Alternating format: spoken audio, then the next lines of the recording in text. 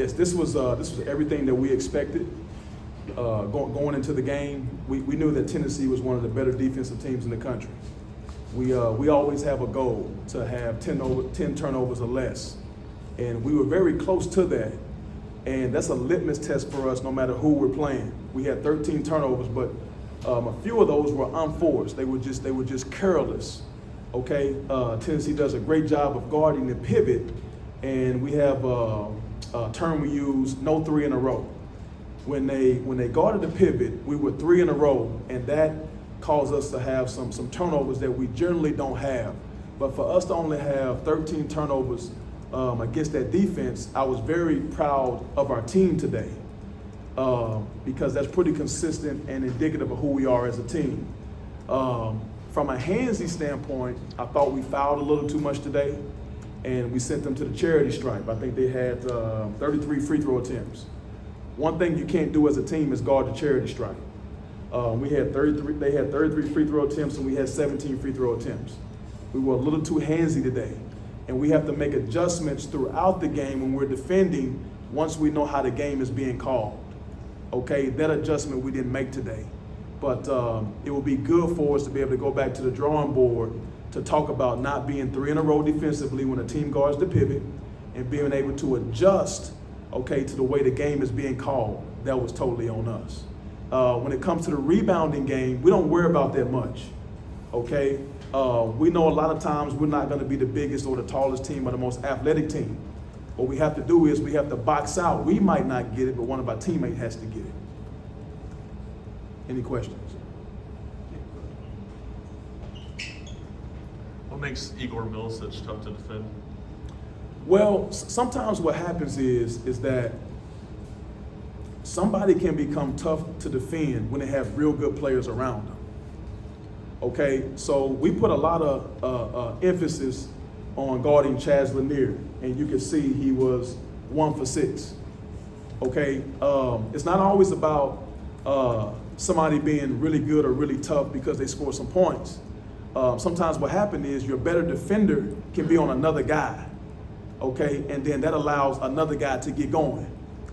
And we have to increase depth into having, okay, 5 on the floor at a time that are defending with the same intensity, and a term we use, assignment correct.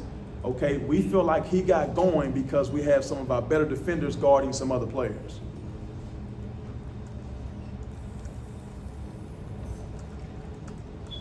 64 points in the paint tonight for Tennessee. You did it for one possession there early in the second half, but did you think about changing the defense up at all, maybe going some zone, changing the defense up? We did change our defense up. We played some zone. We played some matchup zone against them. Now, going into the game, we knew that Ziegler was really good at getting a paint touch, okay? And then as soon as the middle guy of the zone stepped uphill, he would throw the lob to the dunker spot guy. Okay, we went over that and walked through, and we went over that leading into the game. Okay, but it's different in real time. Okay, you can walk through and go over, but in real time under the lights, okay, you have to be able to see it in real time. But it's very enticing when Ziegler gets a speed dribble downhill in the paint. It's very enticing to run uphill. Okay, but we told our guys when Ziegler drives left in the paint, okay, to let him finish. Okay, because he's blue in the paint when he drives left to finish. Okay, but we still went to block it anyway. Very seldom does Ziegler drive left, okay, and finish. In all of our scouting report detail, we didn't have one footage of him driving left and finishing in the lane. Okay, the game plan was to let him drive left and finish. Okay, his best move is crossover left to right, and he finishes right-hand layups. But we got to get assignment correct detail, okay, when it comes to scout detail. But now, this is a young team in regards to how long they've been together. Okay, so it takes time for assignment correctness to settle in when you get a new group. Coach, just a little specific about Hansel Emmanuel. You know, what's been his development over the 3 years that you've known him, and why is he able to compete at this level? I'm telling you, he's developed me. Okay, and I'm being honest. I don't know how a person on this earth can watch him and not cry. I don't know how a person on this earth can watch him and not get emotional. I don't know how. I don't. The only way you don't get emotional about that is you don't have anybody in your family like that. You don't have a relative like that. You don't have a friend like that. If you do, Lord have mercy. You know it's almost impossible. You wouldn't believe, I had to turn my phone off. You wouldn't believe the request we had from people in Knoxville, Tennessee to meet Hansel before the game and after the game. We couldn't meet those requests. We get it everywhere we go.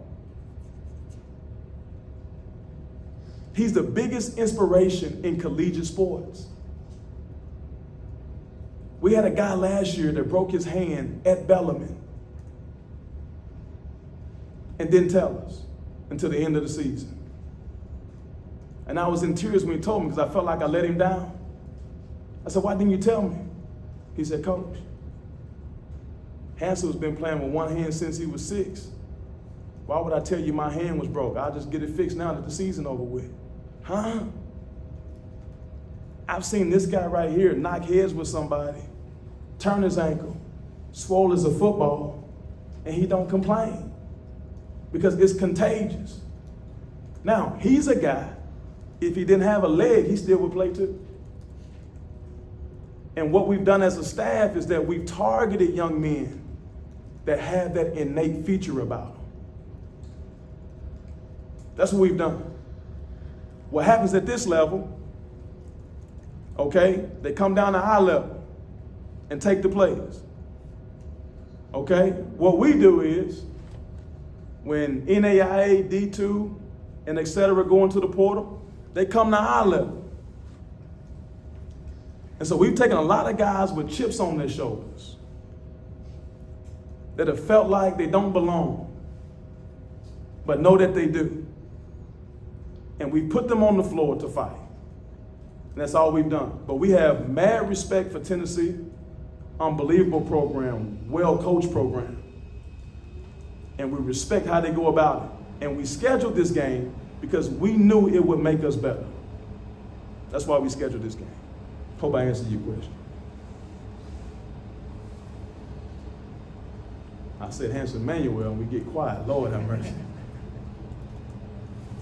Isaac, you guys were able to have some better offensive possessions in the second half, got some, a couple open shots. What do you think was the difference in the offense between the first and second half? Just taking the coaching that was given and applying it. Certain times on the floor, things are moving fast.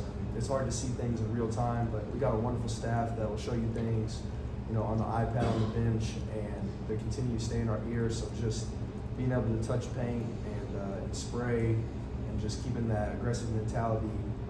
At times, as a player, you might not be able to see things that the staff has, but the player staff trust allowed us to get our offense rolling a little bit better in the second half. Corey, even when things weren't going very well for your team at times, it looked like the fight was there. Your team was playing hard. It was trying to mix it up. Is that something that you can build on? I mean, obviously, I'm sure you want the performance to be better, but is that something you can build on? We have a term that we use, outcome. Okay, we never talk winning and losing. Okay, Isaac can tell you that. Me personally, I've never lost anything in my life. Okay, and I was raised to be that way. The only time you lose in life is if you don't learn what you went through. Okay, that's the only time you lose in life, is that if you don't learn what you went through. Okay, we're going to learn from this, and this is going to make us better. There's so much that we can learn from. Okay, but there's also some building blocks in this. Okay, if you look at everybody that Tennessee has played this year, we scored the most points of anybody else they played. Okay, Louisville scored how many points against Tennessee? Okay, and they got some of the best offensive skill set players around. Okay, and you go down to whoever else that played against Tennessee.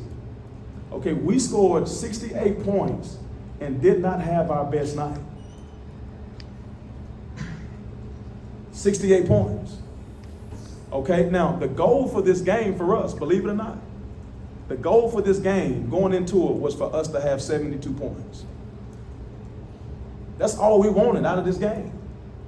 We got darn close. We were only 4 points off of that. And as a staff, we said we wanted 72 points at the end of this game because we knew that would have surpassed anybody else that had played Tennessee up until this point. But now, defensively, okay, we weren't able to hold them to our goal. Okay, and what happened in the game is that we could not stop their inside attack. There was just too much inside attack, and we didn't have enough depth, okay, to weather that storm when it came to inside attack.